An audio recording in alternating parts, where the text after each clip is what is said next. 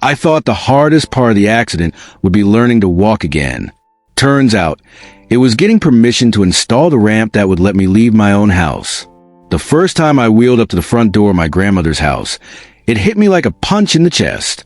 3 concrete steps. That's all that separated me from the street. I sat there in my chair, bags in my lap, the keys dangling in my fingers, just staring up at the obstacle like it was Everest. I had lived a full life before the accident. Navy vet, athlete, even a bit of a thrill seeker. But all that came to a stop after one driver blew through a red light on a rainy night and sent me straight into 3 weeks of unconsciousness and a lifetime of adjustment. I didn't want pity. I wanted access. And right now, I couldn't even get inside my own front door.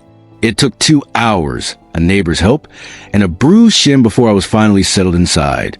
My grandmother had passed just 8 months prior, and her house was left to me. I had nowhere else to go, and frankly, I didn't want to be anywhere else. Her house was peaceful, well-lit, and just down the street from the only physical therapist I actually liked.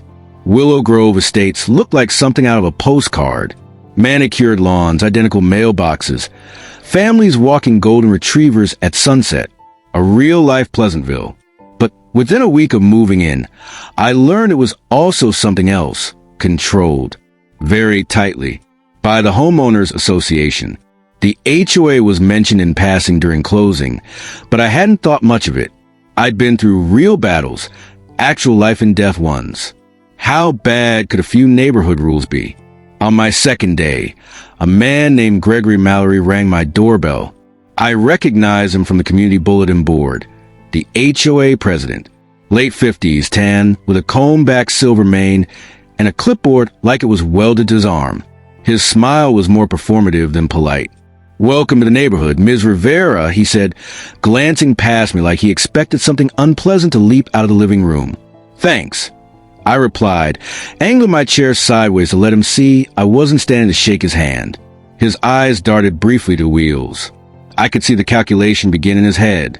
"I trust you read our community guidelines," he asked. "Not cover to cover, but I got the gist. No pink flamingos, no loud music, no dye in your roof." He gave a tight, humorless chuckle. "Just want to make sure everything stays consistent." "Right," I said. He handed me a printed packet anyway. "Everything's in here if you need it." I should have known then. Should have read every page that night. Instead, I left the packet on the counter, called my contractor, and scheduled a simple wooden ramp to be built off the front porch. Just 3 steps. A single smooth slope with handrails, stained to match the trim. ADA compliant to the inch. Nothing flashy, nothing ugly. 2 days later, the work was done. I rolled out the door on my own, took in a breath of fresh morning air, and felt freedom. It was the first time since the accident that I didn't have to ask someone for help. I smiled, rolled down the ramp to get the mail, and thought, maybe things are finally turning. Then I saw the paper taped to my front door. In bold red letters at the top, notice of violation. It might as well have been a scarlet letter. The note cited non-compliance with HOA exterior structure regulations. It demanded removal of the unauthorized ramp within 10 business days or face escalating fines starting at $150 per day. I read it 3 times. At first, I laughed. Some kind of mix-up, surely. Then I felt a slow, cold dread creep up my spine. I wheeled back inside and called the number listed on the letter. "Willow Grove HOA, this is Lisa." "Hi, Lisa. My name is Jamie Rivera. I just received a violation notice about a ramp I installed. I'm in a wheelchair." There was a pause, too long for comfort. "Yes, Ms. Rivera.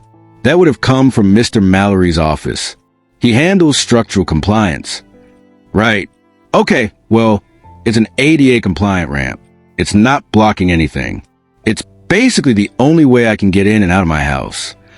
"I understand," she said in that tight, professional tone people use when they're already forming a no in their head.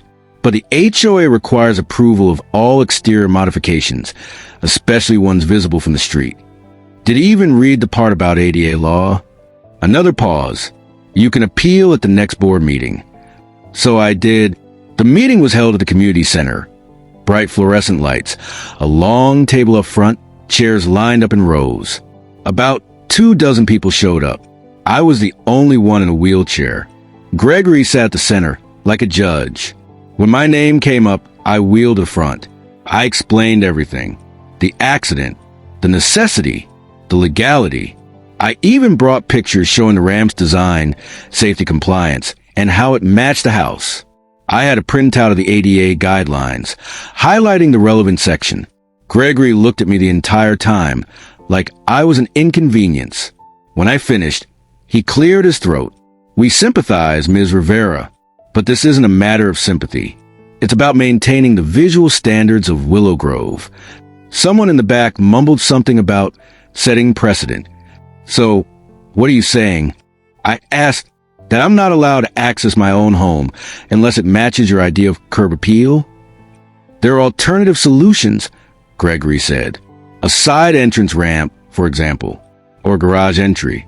My garage is a drop of 2 feet, and no way to install a safe incline. The side yard's too narrow. I've tried. The front was the only viable option." He adjusted his tie and said, "Well, unfortunately, that ramp was installed without approval. You were in violation."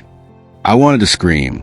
Instead, I just asked, "Did you even consider that ADA law overrides HOA policy?"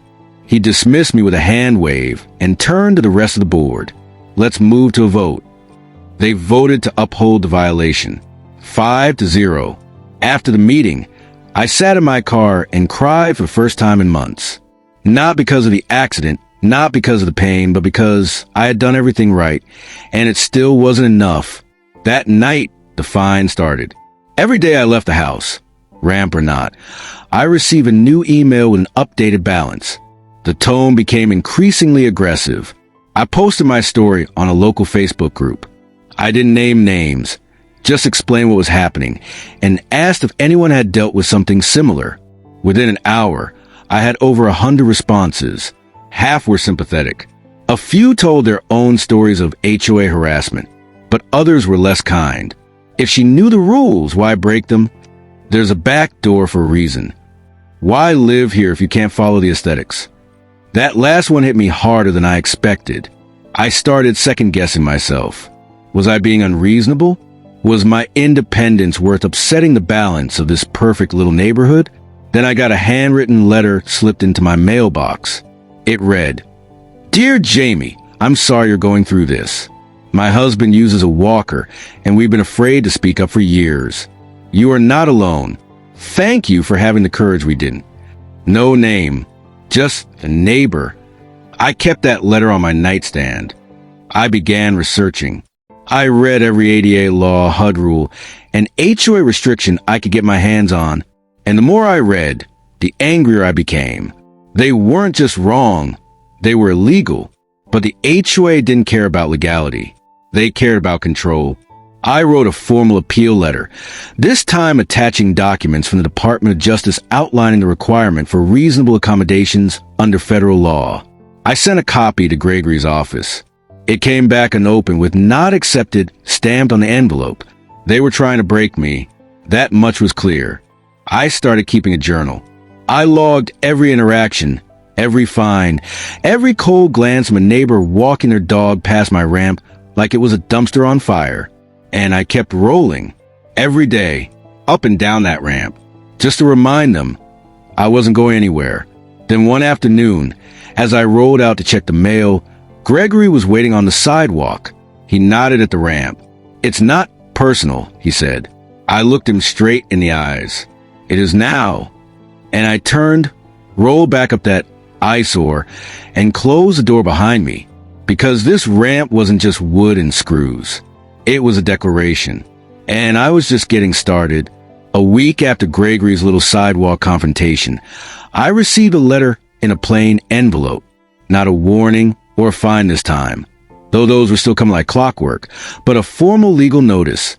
The HOA had retained counsel and was prepared to sue me for non-compliance. They wanted a court order to remove the ramp and recoup the growing fines, which now totaled over $4,000. It was almost laughable. Almost. But it wasn't funny. It was terrifying. I sat at my kitchen table with the notice in front of me, the light from the window casting long shadows across the page. My fingers trembled as I picked up my phone. I called the ADA information hotline, heart pounding. I didn't know what I was expecting. Maybe more bureaucracy, another maze of automated prompts. But within 10 minutes, I was speaking with someone named Trevor who calmly told me what I needed to hear. "You have rights," he said. "HOAs must provide reasonable accommodations under both the Americans with Disabilities Act and the Fair Housing Act. A ramp that allows you to access your home safely and independently is absolutely protected." It felt like breathing for the first time in days. He gave me a list of local legal aid organizations. One stood out, a firm that specialized in housing discrimination and disability law. I emailed them with everything I had: photos, documents, HOA letters, a video of me using the ramp. I didn't expect to hear back quickly, but 2 days later I got a reply. Her name was Ava Tan, and she wanted to help. Ava was sharp, professional, and spoke like someone used to being underestimated. When we met for coffee, she brought a leather briefcase stuffed with federal case files and legal precedents. She listened carefully to every word of my story without interruption, and when I finished, she leaned back in her chair and tapped her pen on her notepad. "They're not just wrong," she said. "They're violating federal law in at least 3 distinct ways." I blinked. 3. Under the ADA, the Fair Housing Act, and even some state accessibility statutes. They can't deny you access to your own home over aesthetics. But they voted. They have this whole process. She nodded, and federal law supersedes their process. There was a pause, and then I asked what I hadn't dared to say aloud. "Can I win?" She gave me the first real smile I'd seen in weeks. "You've already started. We filed a complaint with the U.S. Department of Housing and Urban Development, HUD, and another with the State Civil Rights Division. The paperwork was exhaustive, but I was meticulous. Ava said my documentation was unusually thorough for a client, and I told her I'd had months of rage to keep me focused. Then Ava sent a formal cease and desist letter to the Willow Grove HOA. It demanded they stop all fines immediately and remove the threat of legal action, or face a federal civil rights lawsuit. She quoted case law, ADA rulings, and cited specific architectural guidelines. It was beautiful. I thought maybe that would be enough. I should have known better.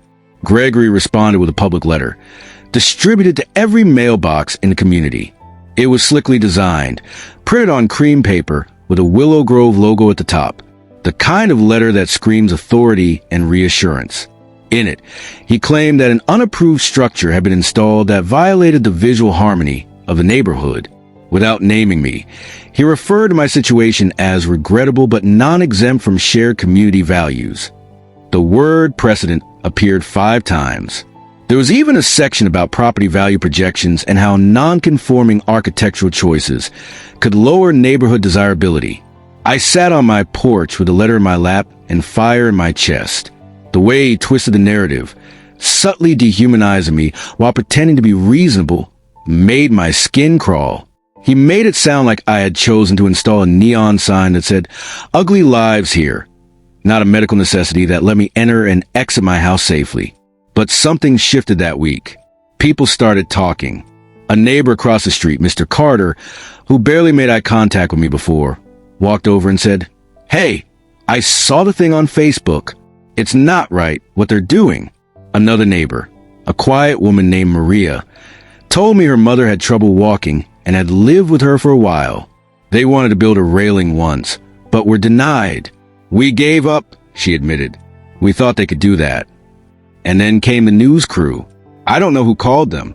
Ava suspected someone from the legal community flagged the story to a local outlet. But either way, one morning I opened the door and found a young woman with a camera operator standing on the sidewalk. "Ms. Rivera? I'm Cassidy from Channel 12. Can we talk about your ramp?" I hesitated. I wasn't trying to become a headline. I didn't want pity or a spotlight. But Ava had told me something the week before that kept ringing in my ears. The law is one thing. Public pressure is another. Sometimes people don't care about rules, but they care about looking bad. So I let Cassidy in. We filmed the interview inside. She asked thoughtful questions. I didn't cry, though I came close when I talked about how it felt to be told I was ruining the view just by trying to live. They shot footage of the ramp.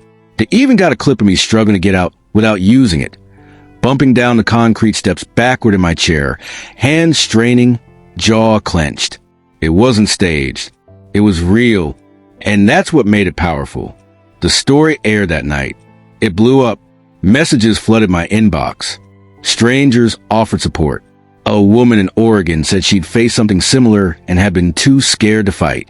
Someone from Pennsylvania sent me a handmade sign that said, "Access is not an eyesore," in bold letters. I hung it inside the front window. The HOA office? Not so quiet anymore. Protest signs popped up. Someone, again anonymously, taped flyers to the clubhouse door that read, "Would you rather she stay inside? And who's really hurting the community?" One morning, I opened my front door to find a bouquet of flowers left on the ramp. No note attached. The next day, it was a warm pie. People were picking sides. The board didn't take kindly to it. They called an emergency HOA meeting. This time, the room was packed. Neighbors who'd never shown up before were there, murmuring among themselves. Some stood in the back, arms crossed. Ava came with me. We sat together near the front. When Gregory entered, I saw his face tighten when he spotted the news cameras at the edge of the room. He tried to control the meeting, tried to keep things orderly, but it was like trying to hold back a tide. A woman named Clarice stood and said her elderly father had been denied a handrail last year. Another man admitted he'd been fined for installing a ramp for his injured son 2 years ago, but didn't fight it. I thought, maybe it was just me, he said. But it's not, is it? Then Ava stood and, for the first time, addressed the room. She laid out the legal violations in plain language. She cited the exact federal protections being ignored. When someone from the board tried to cut her off, she raised her voice just slightly, not yelling, but commanding. "This isn't about taste," she said. "It's about access. And you don't get to prioritize shrubs and symmetry over federal law." Gregory looked like he wanted to disappear into his tie. After the meeting, as people began filtering out, a soft-spoken elderly woman approached me. She had warm eyes and a cane. "You don't remember me, but I used to serve on the board," she said. "I resigned after they refused to let a man with cancer build a small sunshade in his yard. He was undergoing chemo. They said it wasn't uniform." She looked down. I should have spoken up then. I didn't, but I want to help now. Her name was Mrs. Lean, and she had experience. Years of notes, emails, and even meeting minutes she had saved out of principle. She gave them all to Ava. The next week, Ava filed a follow-up complaint to HUD, now strengthened by evidence of a pattern of discriminatory behavior.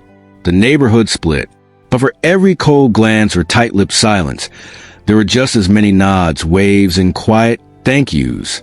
I started getting messages from disabled people in other communities asking how I'd done it, what to file, who to call. Ava and I began sketching out an idea for a resource network, maybe even a nonprofit. At night, I sat in the living room and reread the note from the anonymous neighbor. "You are not alone." One morning, I wheeled out to find someone had painted a line of tiny yellow flowers along the side of the ramp. Delicate, pretty, not an eyesore at all. Gregory, on the other hand, wasn't doing well. His power was slipping, and he knew it. He sent out another HOA-wide letter, insisting the issue had been sensationalized by the media and that personal attacks against the board were unproductive. No one was fooled. It was only a matter of time now. But I wasn't just waiting. I was planning. Because this fight wasn't just about my ramp anymore. It was about every person who had been told that their mobility, their health, their life was inconvenient. It was about reminding everyone in Willow Grove and beyond that accessibility wasn't negotiable. It was a right, and no HOA policy could make otherwise. It started with an envelope, a plain white one, no dramatic red lettering or legal threats, just a simple return address in the top left corner. U.S. Department of Housing and Urban Development. I stared at it for a long time before opening it. Inside was a letter, typed on official HUD letterhead, that read like a quiet thunderclap. After reviewing the evidence presented, HUD had found the Willow Grove Homeowners Association in violation of the Fair Housing Act and the Americans with Disabilities Act. Specifically, they had failed to provide reasonable accommodation for a resident with a disability. That resident was me. The letter laid out a list of required actions for the HOA. All fines and legal threats against me were to be rescinded immediately. I was entitled to reimbursement for all legal expenses and damages. The HOA board would be required to undergo ADA and FHA compliance training. And most importantly, their community bylaws had to be revised to ensure no future discrimination against residents with disabilities. I read it once, then twice. I wasn't sure what to feel. Relief? Vindication? There was no parade, no dramatic announcement. Just me sitting at my kitchen table with a letter in one hand and my other hand trembling slightly over the edge of my wheelchair. I looked down at the wheels. I touched the worn armrest. Then I turned toward the front door, and I rolled outside. It was sunny, early spring. Birds chirped in the magnolia trees. The grass was still wet from the morning dew.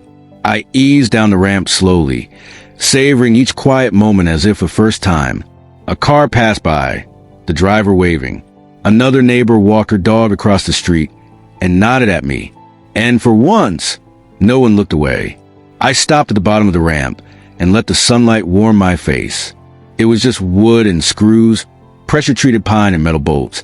But that ramp had carried the weight of my life for months. It was my lifeline, my bridge to the world. And now it was permanent. Gregory Mallory resigned a week later. He didn't do it publicly. No apology, no admission of fault. Just a short email to the community, citing stress, unfair media portrayal, and personal commitments. I heard through a neighbor that he'd already listed his house for sale. No one threw a goodbye party. Ava and I filed the paperwork to finalize the settlement. The HOA wrote a check for my legal fees, though they did it grudgingly. But I didn't care. It was never about the money. It was about proving I belonged here just as much as anyone else. That I didn't need to match the aesthetic to have dignity. Word got around. Local newspapers picked up the story. A podcast called Curbside America reached out for an interview. People from all over the country messaged me. Some disabled, some not, just to say they were glad someone finally pushed back. One woman told me she was able to convince her own HOA to change their rules after reading my story. And then there was the letter. It arrived in a pink envelope with big, loopy handwriting on the front. Inside was a crayon drawing of a house with a ramp, flowers along the side, and a stick figure in a wheelchair with a cape. Below it, in careful block letters, was a note. Thank you for helping people like my grandma. I cried when I read it. Real, chest-shaking sobs, the kind that had nothing to do with pain or fear. Just the overwhelming realization that my fight, the seemingly small, ugly neighborhood battle, had reached further than I ever imagined. I decided to do something more with it. Ava and I launched a website. Access is not an eyesore. At first, it was just a blog, some legal resources, and a Know Your Rights guide for people living in HOA communities. But it grew fast. We added a forum, a toolkit for requesting accommodations, even a lawyer directory by state. People began submitting their own stories. Some were heartbreaking. Residents forced to crawl into their homes while waiting for permission to build ramps. Others fined for wheelchair lifts. One woman denied a widened doorframe because it altered the visual symmetry of her condo exterior. I knew this wasn't just a Willow Grove issue. It was an American one. I kept living my life, but everything had changed, not just externally, but internally too. I was stronger, more sure of myself. I no longer apologized when I rolled into a room. I started speaking at community centers, then at real estate forums. I even gave a talk at a local university's architecture department on inclusive design. One weekend, I hosted a ramp party, a kind of housewarming for my victory. I invited neighbors, friends, people from my physical therapy group. The ramp was decorated with streamers and flower pots, and for the first time since moving in, my house felt like home in every sense of the word. Mr. Carter brought cookies. Maria showed up with her mom. Even a few people I didn't expect came, quietly, without fanfare. They said little, just nodded or gave a quiet, "I'm glad you won." And then there was a family at the edge of the party. A man in his late 30s, holding the hand of a young girl who walked with a brace on her leg. He introduced himself as Daniel. "We live 3 blocks down," he said. "When I heard about what you did, I figured it was time to stop being quiet. My daughter's going to need a ramp soon. You made that possible." The little girl smiled at me. "I like your house," she said. "Thank you," I said. "I like it too." Before they left, Daniel looked me in the eye. "You made us feel like we belong here. That means everything." Later that night, I stood at the top of the ramp and looked down at the empty street. The party had ended. The music had gone quiet, but something inside me still hummed. I realized in what my grandmother had meant when she used to say, "Some fights aren't about winning. They're about remembering what you deserve." I remembered sitting on this very ramp months ago, reading that first violation notice. Remember the coldness in Gregory's voice, the tight smiles, the whispered judgments. And now here I was, alone and triumphant. Not because I won a case, but because I hadn't let them silence me. I wheeled back inside and looked at the letter from HUD one last time before framing it.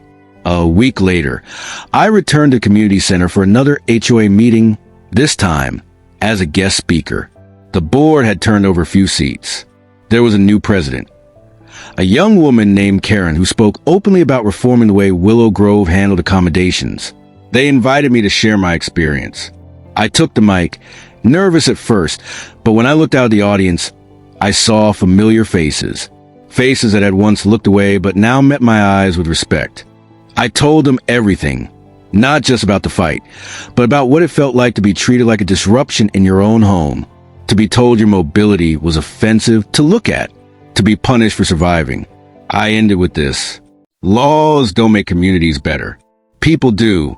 And when we decide that access is less important than appearances, we're not protecting the neighborhood, we're poisoning it. The room was silent. Then someone clapped. And another. Soon the whole room was applauding. When the meeting ended, a college student approached and asked if he could interview me for a documentary. I agreed, of course. Later, Ava and I sat outside the center under the glow of streetlights.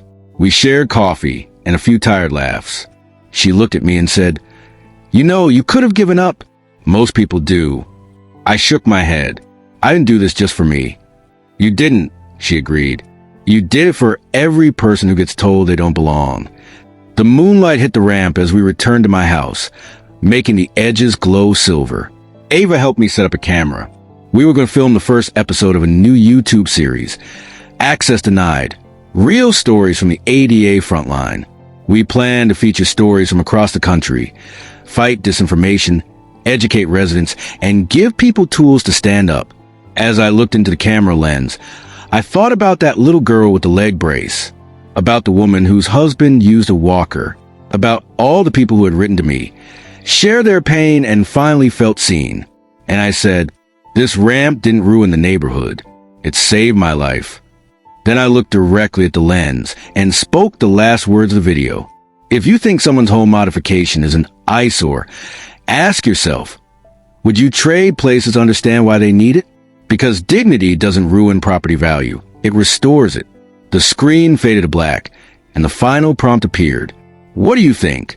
Should HOAs be allowed to restrict disability access in the name of aesthetics? Let us know in the comments. And if you believe access is a right, not a privilege, subscribe for more stories that matter. And with that, the story of a ramp that changed everything was only just beginning.